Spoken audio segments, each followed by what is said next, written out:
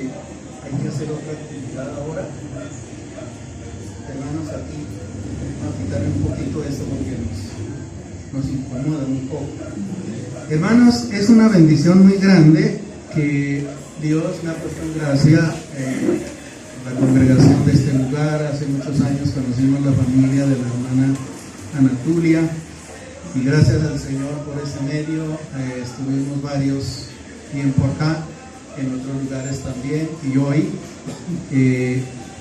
el ministerio de este lugar nos ha invitado y nos ha pedido que inicien, dan el privilegio, con temor delante de Dios, que van a iniciar estudios sobre los personajes de Hebreos 11. Es una bendición maravillosa estudiar la palabra de Dios. Ustedes saben que gramaticalmente estudiar y leer son sinónimos, pero son diferentes. Uno puede leer un periódico, puede leer cualquier revista, cualquier cosa, pero esas no nos dan el grado que necesitamos en las diferentes. Así que, hermanos, me ha correspondido esa bendición grande, pero también una responsabilidad muy grande, diría yo, porque, hermanos, exponer la palabra de Dios en primer lugar es una cosa maravillosa. Así que, hermanos, sin más preámbulos, vamos a ir a la palabra de Dios.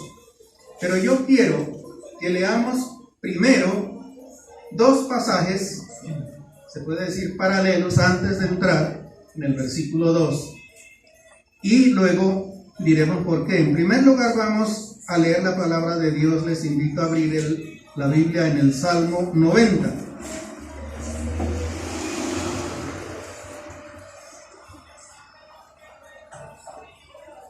En el Salmo 90 dice la palabra de Dios: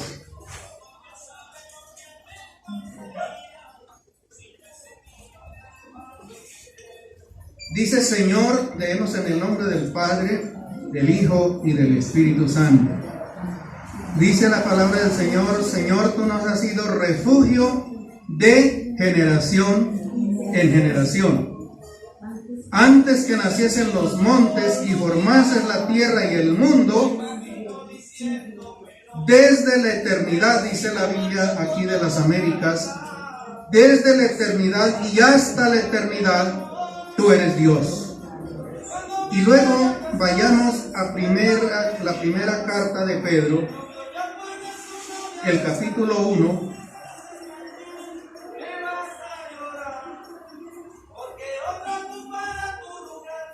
la primera carta del apóstol Pedro,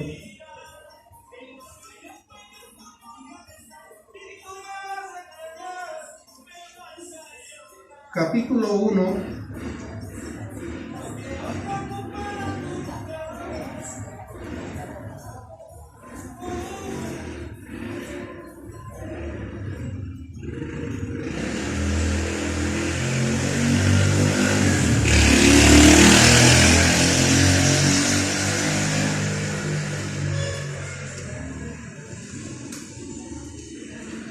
aleluya.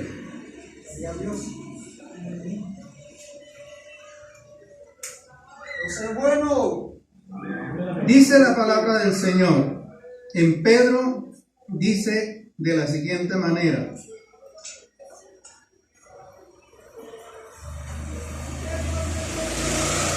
bendito el Dios y Padre de nuestro Señor Jesucristo, que según su gran misericordia nos hizo renacer para una esperanza viva por la resurrección de Jesucristo, para una herencia incorruptible, incontaminada, inmarcesible, reservada en los cielos para vosotros, que sois guardados por el poder de Dios mediante la fe, para alcanzar la salvación preparada para ser manifestada en el tiempo, en lo cual os alegráis, aunque ahora por un poco de tiempo, si es necesario, tengáis que ser afligidos en diversas pruebas, para que, sometida a prueba, la fe mucho más preciosa que el oro, el cual, aunque perecedero se prueba, con fuego sea hallada en alabanza, gloria, honra, cuando sea manifestado Jesucristo. Gloria al Señor. Aquí dice, en otro versículo hermoso, dice que esa salvación fue destinada desde antes de los tiempos de los siglos. Y ahora sí vamos a ir a la carta a los Hebreos. El capítulo 11, y leemos, yo creo, no sé, el hermano que vaya a continuar el estudio, si leerán todos los versículos. Y aquí dice: es pues la fe, la certeza de lo que se espera, la convicción de lo que no se ve. Certeza y convicción, porque por ella alcanzaron buen testimonio los antiguos. Por la fe entendemos haber sido constituido el universo. En otras versiones dice: fueron constituidos los mundos por la palabra de Dios, de modo que lo que se ve fue hecho de lo que no se veía. Por la fe Abel ofreció más excelente sacrificio que Caín, por lo cual alcanzó testimonio de que era justo, dando Dios testimonio de sus ofrendas, y muerto aún habla por ellas. Padre Celestial, te damos gracias en esta mañana, una vez más, Señor, por este tiempo maravilloso que este grupo de tu pueblo redimido se reúne en esta mañana para meditar de tu palabra, para ofrecer, Señor, un canto de alabanza, y, Señor de la gloria, para confesar delante de ti y del mundo, Señor, que somos tu iglesia, que somos tu pueblo escogido, Señor, y que estamos dispuestos, Señor del cielo, a ser testigos, Señor, de tu gloria, de tu misericordia, de la resurrección con que tú, Señor, te levantaste de los muertos, y así nos has dado esperanza que un día también nos resucitarás, porque es tu promesa. Señor, te ruego en esta mañana que tu palabra bendiga grandemente a mis hermanos. Señor, Padre, tú sabes la necesidad de cada uno. Yo te ruego que seas propicio a cada una de esas necesidades. Señor de la gloria, allí donde haya aflicción, tu palabra santa traiga alegría. Señor, donde haya enfermedad, tu palabra sea sanando, Señor de la gloria. Padre, toda preocupación, Señor de la gloria, la traemos a tus pies, porque creemos que tú, Señor de la gloria, responden conforme, Señor, a la necesidad de cada uno. Guíanos en esta mañana, Señor. Danos un corazón sencillo para, Señor, recibir tu palabra que nos habla. Es tu palabra eterna que nos consuela. Gracias te damos en el nombre de Jesús. Amén. Gloria al Señor. En estos versículos, o mejor en este estudio, corresponde, o me ha correspondido a mí, nada menos que Abel. Y la verdad es que, hermanos, hay varias cosas que hacer aquí antes. Una, que esos dos pasajes que leímos, junto con otros, muchos más. Hay una, para de pronto, no sé si aquí hay hermanos que son maestros, o son educadores, o en fin, de pronto son personas que manejan mucho la sintaxis. Yo, bueno, después les digo yo cuánto estudié. Tuve no, de pronto no manejo mucho en la síntesis semántica y todo eso. Pero sé que en esos versículos que leímos hay una verdad central de la palabra de Dios. La primera es que la salvación fue destinada antes de los tiempos de los siglos. En Apocalipsis, el capítulo 1, cuando el apóstol Juan ve y se presenta el Señor, él dice que fue el cordero inmolado desde la fundación del mundo. Pero, ¿cómo así? Si él fue inmolado en el tiempo, según nuestras cuentas, hace unos 2000 años, en Jerusalén. Pero la Biblia dice que antes de la fundación del mundo. Ahora bien, ¿por qué leímos el Salmo 90? Porque allí los que conocen la gramática, no sé si en los otros idiomas, pero por lo menos la gramática española, que nos habla de un adverbio de tiempo, es un adverbio donde dice desde hasta. Y creo que ese adverbio es indefinido. Desde la eternidad sin principio hasta la eternidad sin fin. ¿Entendemos eso? Porque es que no podemos hablar de Caín y todas las cosas que encierra la palabra de Dios sin que nosotros permitamos escudriñar la palabra del Señor y ver. Ella no es solamente de Génesis a Apocalipsis y pensar que pasaron 4 o 6 mil, no sé cuántos miles de años, pero el mismo Salmo 90 nos dice que para el Señor es como 1000 años y para Él es como el día de ayer que pasó. Para usted y para mí el Génesis hace más de 4000 años, pero para Dios es por el día de ayer. Y por eso no podemos pensar que esa palabra, a veces no leemos los libros del Antiguo Testamento porque eso por allá, eso está por perdido en la historia. Hermano, eso es para nosotros que estamos por el tiempo. ¿Por qué? Porque, hermanos, sencillamente la Biblia nos dice que en el principio creó Dios los cielos y la tierra, y aquí el versículo que leímos dice que las cosas que se ven fueron hechas de las que no se veían. Ahora bien, si Dios cubre los 3 tiempos gramaticales, que es lo que encierra la palabra que han traducido a muchos idiomas, la pregunta que le hace el pueblo o que le hizo Moisés a Dios: bueno, yo llego allá y les digo que quién me envió. Si me preguntan, ¿qué les digo? Y ahí es donde se insertan en el idioma hebreo 4 consonantes, porque todos los que estudian la palabra saben que en el idioma hebreo no existían vocales con nuestro idioma. Hasta el siglo II, creo, después del Señor, cuando los masoretas empezaron a agregar puntos y algunas frases para hacerlo de nuestras vocales. Pero allí no habían sino consonantes, y por eso solamente hay 4 consonantes, que es una J o una Y, una W y una H y otra J, y por eso las versiones españolas, ya por allá de 1500 en adelante, empezaron a traducir ese tetragramatón que se llama Yahvé. Y se dice que después, en algún lugar, cuando no existía todavía el Nuevo Testamento, la primera iglesia, usted sabe que ellos no tenían la Reina Valera, ellos no tenían ni la mejor Biblia, ni el mejor idioma, porque solo tenían el Antiguo Testamento en griego, que era la Septuaginta, que eso corresponde a la introducción a la Biblia, cuando estudian las traducciones, versiones y revisiones. Entonces, a la iglesia primitiva, los maestros y los apóstoles les instruían que, bueno, cuando el nombre de Dios se traducía en el Antiguo Testamento, Curios en griego, y luego entonces también decían que lo podían pronunciar Adonai, puesto que todos sabemos que los hebreos no pronuncian el nombre del Dios de Israel. Ellos le dicen Hashem o le dicen Adonai. Y por eso en la iglesia primitiva le decían lo podían pronunciar Adonai. Y cuando se adaptó las Biblias de Reina Valera, entonces agregaron la A para recordarles que el nombre de Dios pronunciado era Adonai, y ahí se compuso la palabra Jehová. Pero esa no es la que está en el hebreo. En el hebreo están las 4 consonantes. Usted lo puede mirar ahí, si usted puede descargar ahí en su celular, puede descargar la Biblia textual, que están todas esas frases en hebreo. El Salmo 91 no dice el que habita el abrigo del Altísimo, sino el que habita el abrigo del Shaddai. Entonces, bueno, esa quiere decir que encierra la eternidad, desde la eternidad hasta la eternidad. Y el Señor Jesucristo dice: yo soy el que era, el que es y el que ha de venir.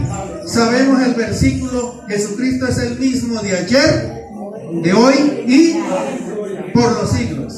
De la eternidad sin fin a la eternidad sin principio es el Dios en que creemos. Entonces, ¿cómo hacemos? ¿Cómo lo hizo? Ahí tenemos la creación. Él puso a andar el tiempo, y ya la raza humana estamos dentro de ese tiempo entre la eternidad y la eternidad. Y por eso es bueno que estudiemos la palabra para poder entender, hermanos, cuando podemos hacer preguntas, diríamos, no retóricas, pero así como Pedro le dijo: Señor, nosotros hacemos todo, ¿qué vamos a tener? Una pregunta directa. Pero podemos decir nosotros: ¿qué hubiera pasado si Adán no hubiera desobedecido? No digo si hubiera pecado, porque usted sabe que ese pecado ha creado un montón de cosas. Usted sabe que allí no fue que él se pegó una borrachera, ni que hizo lo que los pecados de acuerdo a ciertos grupos. Sencillamente desobedeció. ¿Qué hubiera pasado si él hubiera desobedecido? Quedan muchas preguntas. ¿Será que a Dios lo cogió por sorpresa? Podemos imaginarnos que cuando Adán desobedeció, podemos imaginar a Dios diciendo: este hombre le embarró, ¿y ahora qué hacemos? Dios sería que empezó a improvisar a ver qué hacemos. Bueno, inventémonos algo, inventémonos acá. Él ya tenía previsto, porque Él conoce de la eternidad a la eternidad, y no es que, como dicen algunos, es que Él quería que el hombre, no, Él sabía. Por eso dice que el Cordero fue inmolado desde antes de la fundación del mundo. ¿Qué hacen los padres con la experiencia de tener hijos? Muchos de los que estamos aquí pasamos por esa experiencia. Y cuando es la primera vez, imagine que la esposita está embarazada y no va a venir un muchacho o lo que sea, dice la hermana, dice, bueno, lo que Dios quiera. Si es un niño, es una niña. Pero ¿qué es lo que hacemos por naturaleza? Empezamos a preparar, a comprar. Hoy se hace una cosa llamada baby shower. Empezamos a comprar las cositas, que la cuna, que los pañales. ¿Qué hacemos como padres? Empezar a preparar algo que no ha venido todavía. Dios preparó porque sabía que el ser humano fue hecho diferente de su mascota. Yo no creo, o no sé, ahí verá si usted dialoga con su mascota y pregúntele qué es Dios. Yo no sé si los gorilas de que no tienen que ver niños, si alguno de esos dijo que no existía Dios. Eso sería otro tema para hablar. ¿De dónde saca la libertad el ser humano para decir Dios no existe si la mascota no lo hace? Porque allá en Génesis todo dice el Señor: produzca la tierra hierba verde, árboles frutales, ganado, animales, etcétera, produzca. Y dice que por la palabra de Dios dijo, pero Él no dijo produzca la tierra seres humanos, produzca la tierra hombres y mujeres, produzca la tierra. No, Él, usted y yo sabemos que fue diferente. Él formó al hombre de la tierra y hizo algo diferente, y fue que sopló en su nariz aliento de vida. Y por eso es que usted es un ser racional y puede preguntarse de dónde tengo la libertad de hacer esto y lo otro. Y por eso es necesario que nosotros miremos esa libertad, que es lo que nos caracteriza de la imagen de Dios, que no vamos a detenernos ahí. Es eso, y más que todo la libertad. Todo el mundo aboga por la libertad, porque eso nos caracteriza. ¿Por qué los animales no lo hacen? Ellos son libres, las aves, pero ellos no pelean esa libertad. Ellos no pelean por la libertad. El ser humano sí. Bueno, entonces, hermanos, en ese orden de ideas, en el capítulo 17 de Hechos, el Señor dice que la razón de estar el sol y la luna fueron puestos ahí para las estaciones de años. Es por esa razón que Él puso el sol y la luna, y ustedes saben ya de sobra que la astronomía nos ha enseñado la situación de medir el tiempo, y por eso es que usted y ese tiempo, ahí mismo en Hechos dice que con eso fijó el límite de nuestra habitación. Es por esa razón que aquí no nos podemos quedar todo el día. Estamos sujetos a ese paso del tiempo. La rutina nos cae, no aguantamos. A menos que nos pase como Israel, que nos lleven 70 años sin poder leer la Biblia, que nos cierren las iglesias 70 años, por lo menos el pueblo de Judea, cuando fue a Babilonia, y bajo Nehemías y Esdras regresaron a Jerusalén, y por primera vez se aguantaron la lectura de la palabra de Dios desde el alba hasta las 12 del día. Pero esa es la única vez. Nosotros nos aguantaremos, que ni siquiera el Salmo 119 se ve. Hermanos, ¿por qué? Porque estamos sujetos al límite de nuestra habitación. Estamos limitados, nuestro cuerpo no soporta. Por eso, hermanos, el tiempo es el peor enemigo. Entonces, hermanos, aquí para preguntarnos es, hermanos, ¿qué fue lo que hizo Abel? Aquí dice exactamente el versículo que leímos, préstele bien atención, porque aquí los hombres de fe ya sabemos que ellos no se caracterizaron por el montón de milagros que hicieron, por el montón de campañas de salvación y sanidad divina. Gloria a Dios por los evangelistas que hacen ese trabajo. Pero estos hombres no lo hicieron. No se dice que hicieron un milagro. Hermano, y para colmo, hermano, ¿qué cosas tenían? Por lo menos hoy hay hermanos que nos cuentan testimonios. Por ejemplo, el caso mío, miren que el Señor me sanó. El hermano dice, el Señor me encontró de esta manera. Hay testimonios, pero este hombre, ¿qué testimonios? ¿Qué milagros dio? Porque hoy en día dicen, para que la fe sea predicada hay que mostrar que hay milagros, si no la gente no cree. Pero hermanos, aquí está lo importante, que él, hermanos, por la fe ofreció, escuche bien, un sacrificio, y ahí es donde viene el asunto. si Adán no hubiera pecado, no se hubiera derramado sangre. Y ahí es donde empieza la situación, la razón por la cual hoy estamos en culto. Porque por eso ya en Apocalipsis, donde dice, aquí estamos hablando, el Señor dice que allá en la Nueva Jerusalén, hermanos, no hay iglesias, no hay cultura cristiana, no hay asambleas. Ahí no dice que en la Nueva Jerusalén. Porque ahí dice en Apocalipsis 21, no vi en ella templo. Oye, entonces ¿dónde nos vamos a reunir? Porque el mismo Dios y el Cordero son el templo. O sea que todas las cosas empiezan con el otro punto teológico, que es el lenguaje figurado, que muy poco le prestamos atención. El apóstol Pablo, cuando dice que sea nuestra palabra sazonada con sal, yo no creo que él está diciendo entregamos un salero aquí para echarle. Está tomando la figura de la cocina, cositas sencillas. Me hace responsable a mí, de manera que cuando ya haya a la persona o a quien sea, mis hermanos, le oro al Señor que de manera que lo que yo comparta pueda ser agradable, que no digan qué cosas tan tremendas, tan más aburrido de ese culto. Hermano, eso, lenguaje figurado. Allí empieza, amados, lo que en hermenéutica y en teología se llama la sustitución. Porque, hermanos, también es rico allí el Génesis, en sus primeros capítulos. Los que estudian la hermenéutica bíblica y su exégesis, allí abundan las elipsis. Todos sabemos que una elipsis es que se suprime, que el autor sagrado suprime un evento o una frase o no explica una cosa, como el Señor cuando la mujer adúltera, que dice que se agachó y escribía en el polvo, pero el autor sagrado no nos dice qué escribió. Una elipsis no nos dice, y es el caso de Abel y en adelante. Porque aquí no nos dice, hermanos amados, a qué lugar. Lo único que dice el pasaje en Génesis es que, corriendo el tiempo, después de que ya Adán y Eva desobedecieron, vino la situación allí y ya sabemos lo que pasó. Ellos se cubrieron con hojas de higuera, de donde muchos han dicho que seguramente era el árbol, no era ninguna manzana, sino de pronto la higuera, puesto que el Señor también la mencionó y de hecho comparó a Israel con la higuera. Y él, por ahí en los evangelios registra que maldijo una higuera. Bueno, eso son interpretaciones que hay, pero ese no es nuestro tema en esta mañana.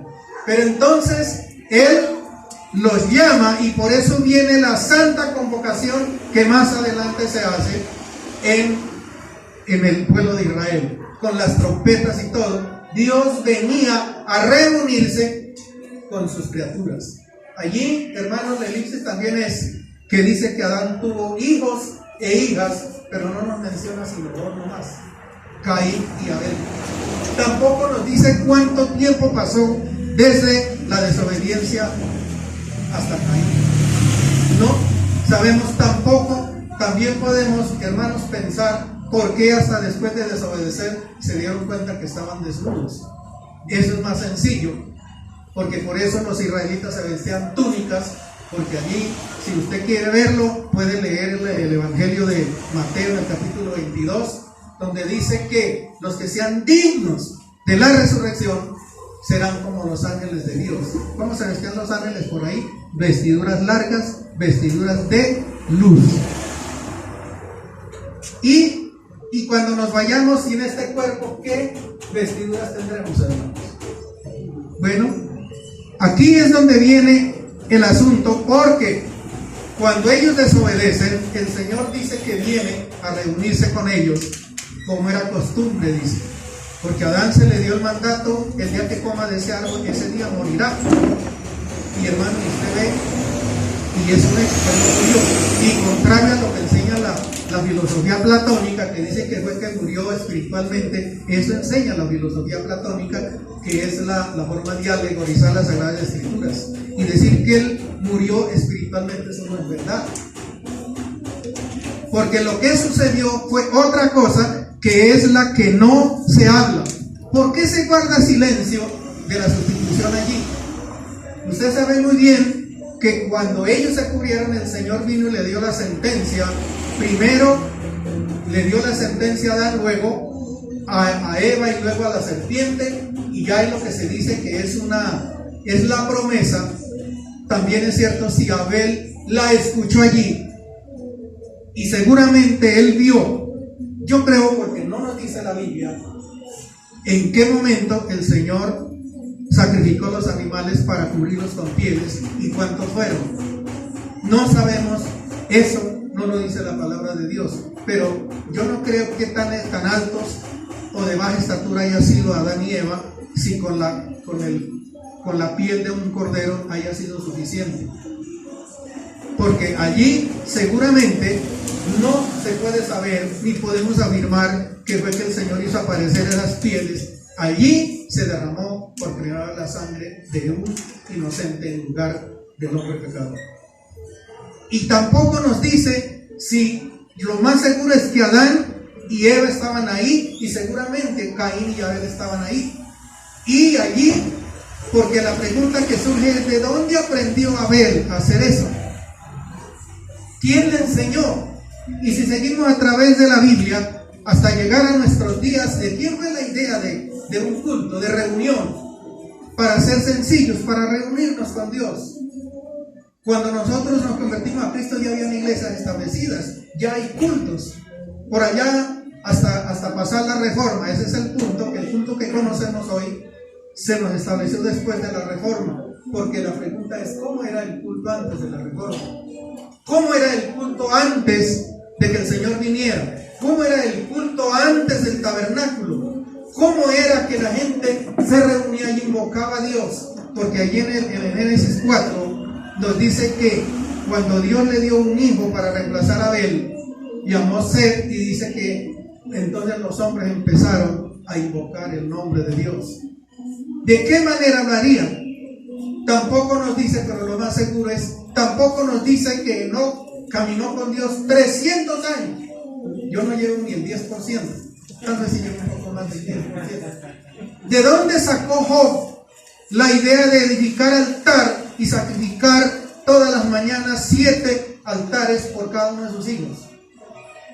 Son preguntas. Por ejemplo, ahí podemos ver la línea desde Abel para acá, porque dice el capítulo 5, dice que corriendo el tiempo, eso también es un adverbio de tiempo, no nos dice cuántos años pasaron, porque los que se meten a hacer la cronología se encuentran con una cantidad de problemas para mirar los años, que el uno vivió 900, el otro vivió 800, y se ponen y no, porque es que la Sagrada Escritura no se ocupa de llenar el capricho de los estudiosos aquí para meter la Biblia dentro de lo netamente académico.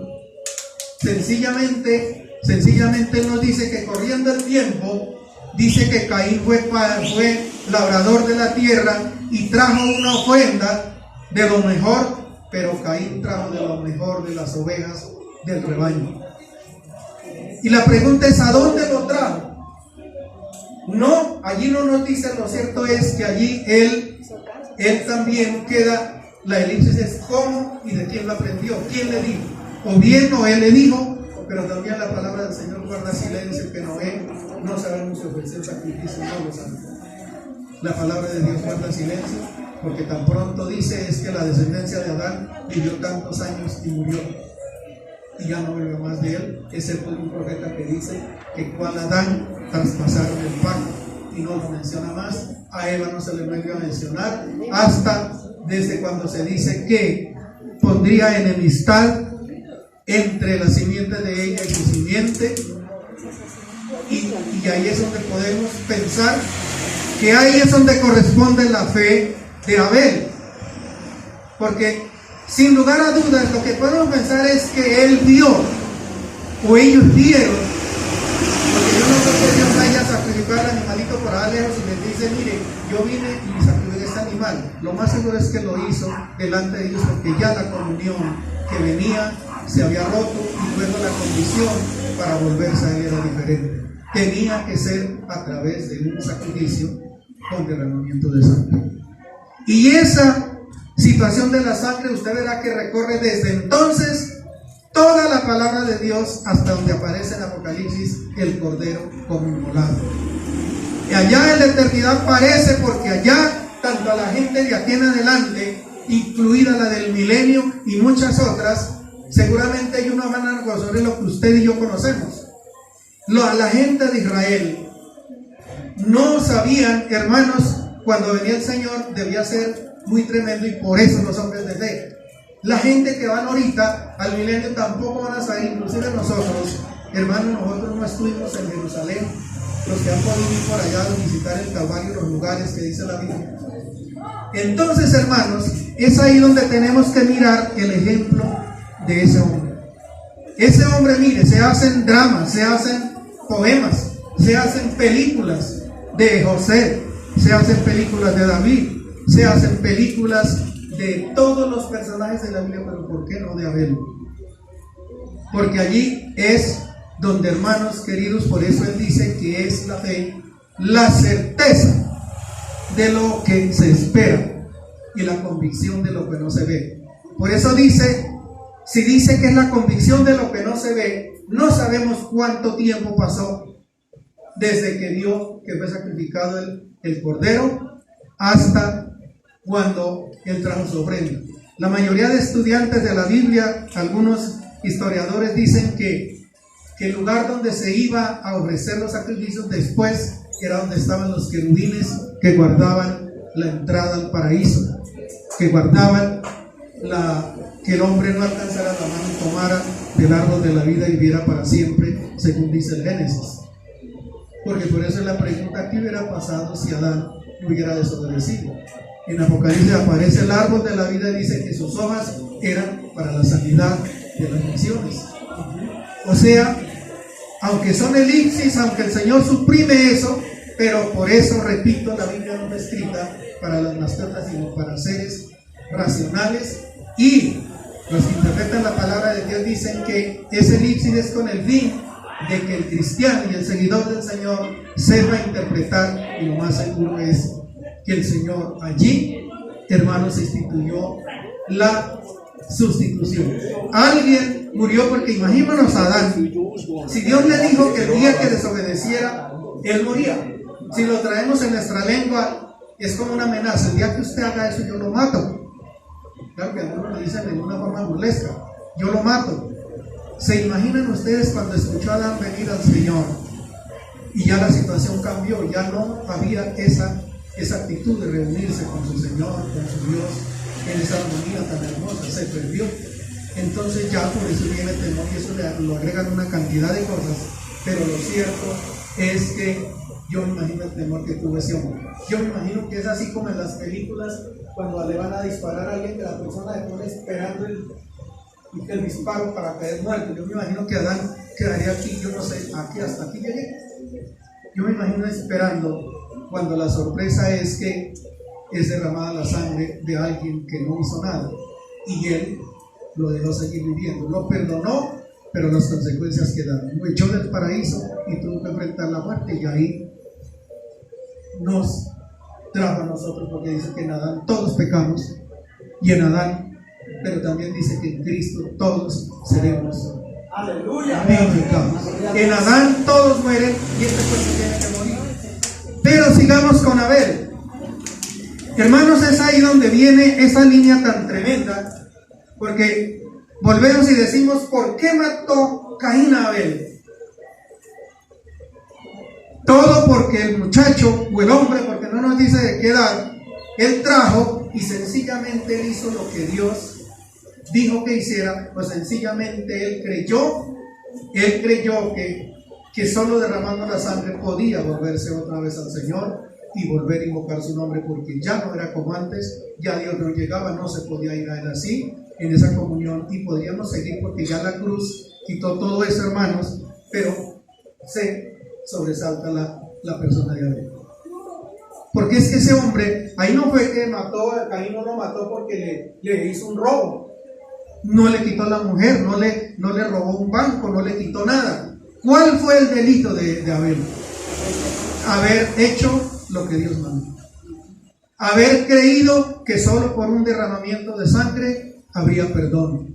Y por eso en este mismo libro de Hebreos, el capítulo 9 y el versículo 22, dice, sin derramamiento de sangre no hay perdón.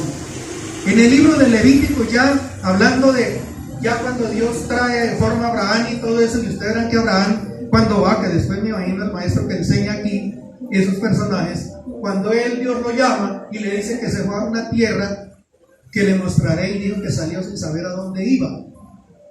Y cuando llegó a Canaán, dice que lo primero que hizo fue levantar un altar y invocar el nombre del Dios del cielo. Atrás, que corremos un poco atrás, después del diluvio, dice que Noé tan pronto salió del arca, ¿qué hizo? Cogió de todo lo mejor de los animales limpios, edificó un altar y ofreció sacrificios allí. Y allí entonces el pacto de no acabarnos con otro diluvio. Y si seguimos, ya mencionamos a Job.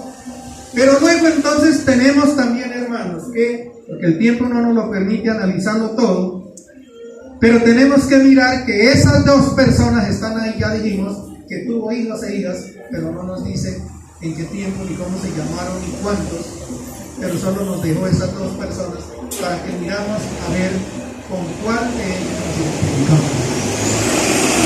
Porque esas figuras las puede ver usted una vez más en los dos ladrones de la cruz. Precisamente que al Señor no le crucificaron, sino precisamente tenían que dos personas a su lado. Yo no creo que fueron los únicos criminales ese día, o no eran los únicos sentenciados, pero tampoco nos dicen los nombres. Mateo 27 dice que todos lo injuriaban al Señor, todos lo injuriaban aún los ladrones, pero Lucas 23 nos dice que por fin un ladrón, viendo que el otro le está diciendo, Señor, si usted es el Hijo de Dios, ¿por qué no se baja de la cruz? La misma actitud de Caín. Entonces el otro lo escucha y le dice, ¿ni aún temes tú a Dios, estando en la misma condenación? Nosotros a la verdad padecemos porque recibimos lo que merecen nuestros hechos, pero ningún mal hizo. Y mire, ahí está la certeza, lo mismo que hizo Abel. Abel de alguna manera tenía certeza que de alguna manera un día la sangre de un inocente será derramada, y eso fue lo que lo motivó, esa certeza de llevar sacrificios.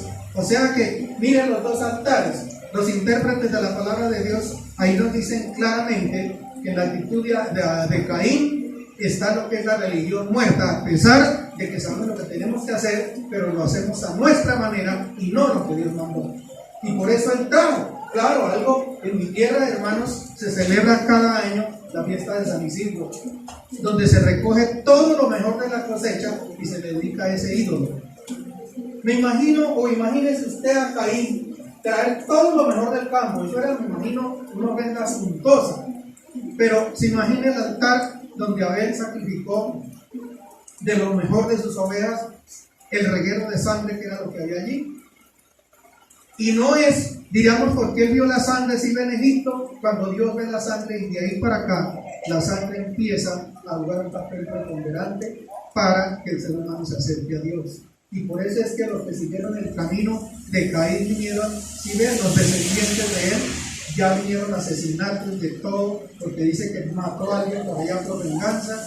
Después ya llegó, hermanos amados, ya llegó el diluvio y Dios acabó con toda la descendencia de Caín, pero desafortunadamente esa maldad siguió y se ha traído hasta nuestros días con toda la descendencia de Cam y de Jafet.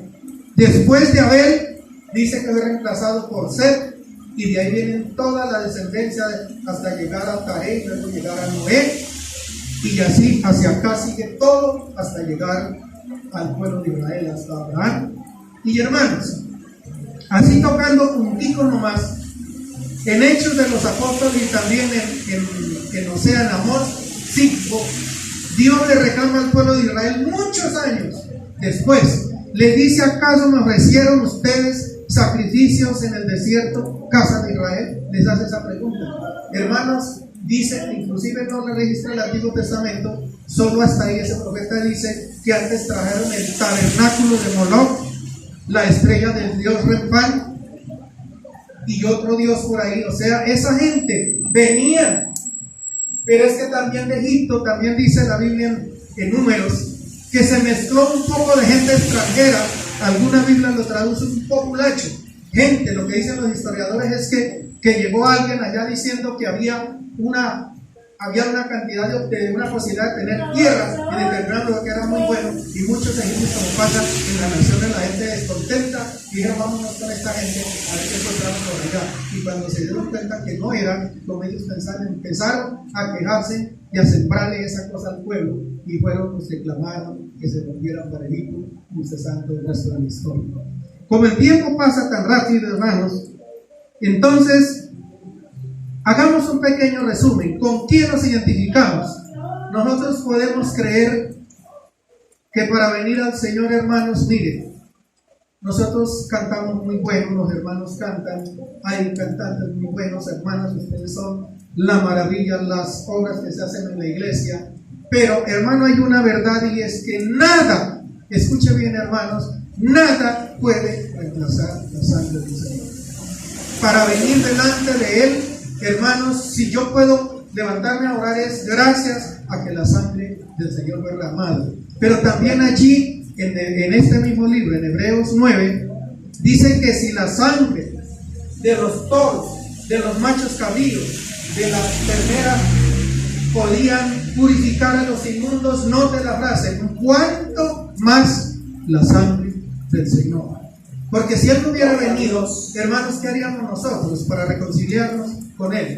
¿Qué haríamos? Tendríamos que ir a comprar un cordero, tendríamos que comprar no sé qué más cosas, pero si ve que no tenemos que traer nada, y si ve como la rutina nos hace coger el camino de Abel. Y para terminar, hermanos, en el libro, en la carta de Judas, el hermano del Señor, él quería escribir otra cosa, pero escribió sobre los falsos maestros. Y hay un ay como los ayes de Mateo. Ay de ellos, porque siguieron el camino de Caín y se lanzaron por lucro en el error de Balaam. Y como dice la lengua moderna, la ecuación es simple, y perecieron en la rebelión de Coré. Hermano, ¿cuál camino seguiremos? Es porque aquí tenemos que preguntarle cuál era la certeza que tenía él. Y para mencionar más, ¿cuál era la certeza que tenía el ladrón de la cruz? Él no se ganó el que entrara al paraíso porque asistió a la mejor iglesia de la tierra, porque pasó toda su vida dando diezmos, y no estoy diciendo que no se debe dar nada, porque a los fariseos, a los ministros del culto, le dicen, esto es necesario de hacer, pero sin dejar de hacer aquello. Todo se tiene que hacer, hermano, pero lo que yo traigo ya es producto de lo que he creído, y es que la sangre de mi Salvador es suficiente para la redención de mi alma.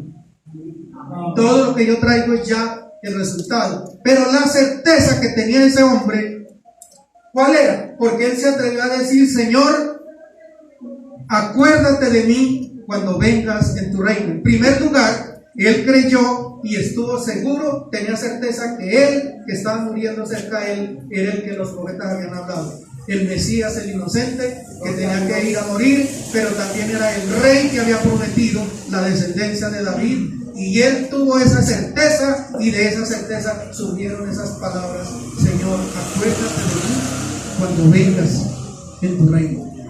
Hermanos, todos nosotros hacemos una obra, nos reunimos acá y nos faltaría tiempo para hablar del culto, hermano. Porque antes, como decía, antes de la reforma, ¿qué se reunía la gente? Antes del tabernáculo. ¿Cómo era el culto antes de la reforma?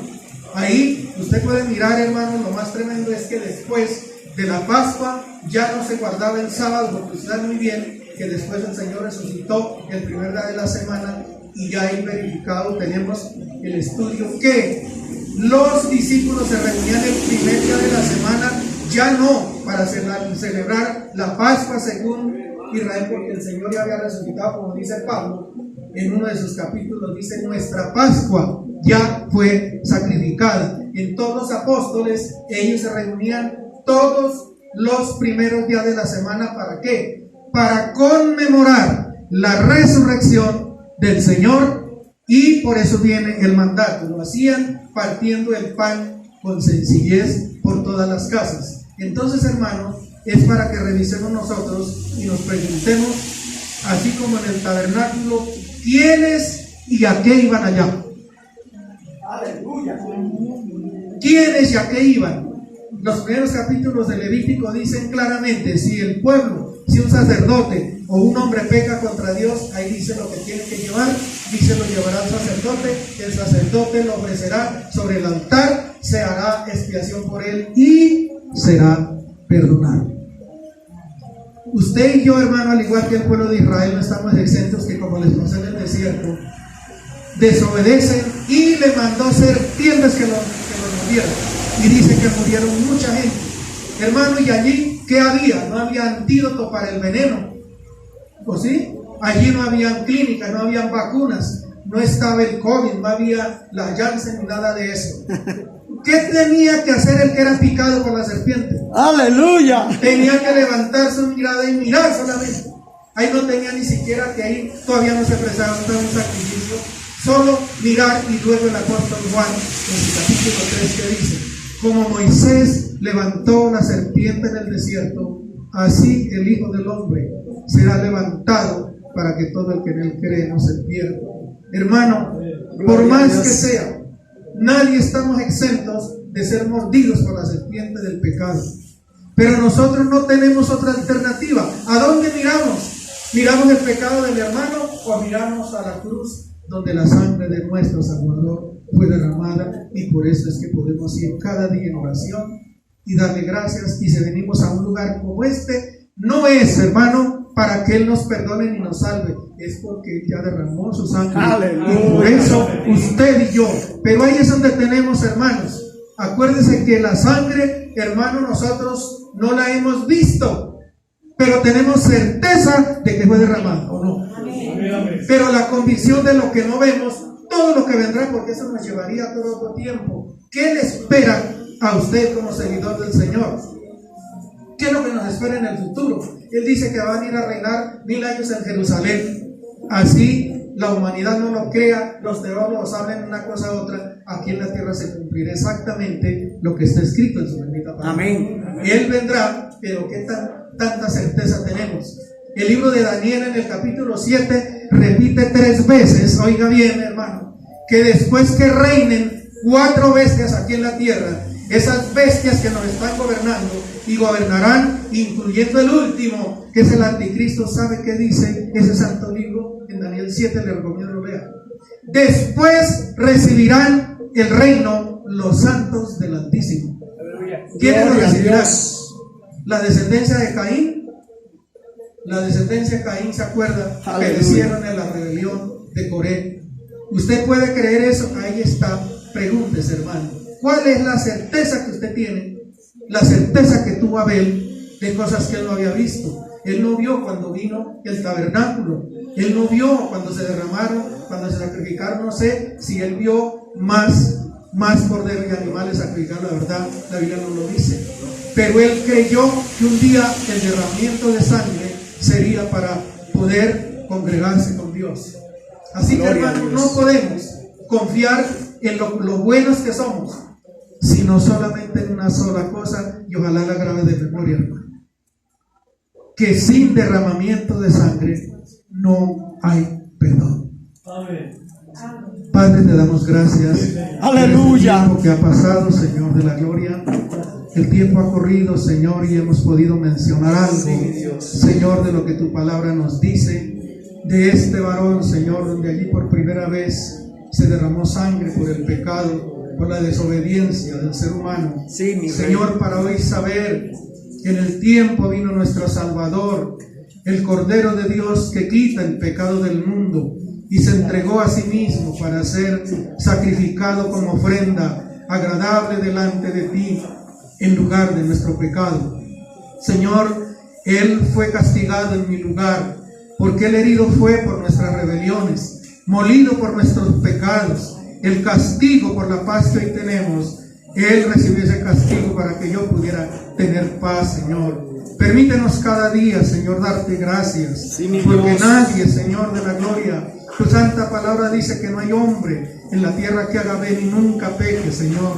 Y solo por la sangre derramada de nuestro Salvador, podemos tener perdón. Por eso cada vez que vengamos, donde podamos, Señor, levantar altar, así como los hombres de fe, Aleluya. Señor de la gloria, y pedirte perdón. Y cuando podamos congregarnos, Señor, Sí, lo hagamos en memoria tuya, Señor, Sí, mi Rey. en memoria de tu sangre derramada, con el vino y con el pan, Señor de la gloria, y que Sí, no sea mi Rey. otro el motivo de nuestra reunión, sino amarnos, Señor, y que tu presencia nos bendiga cada día, Señor, Sí, hasta mi que Dios. estemos, Señor de la gloria, en los cielos, donde tú mismo será la Shekinah de gloria que nos cubrirá, Aleluya. y estaremos contigo por la eternidad. Te damos gracias en el nombre de Jesús. Amén. Gracias. Gloria a Dios. Aleluya, hermana. Gloria a Dios.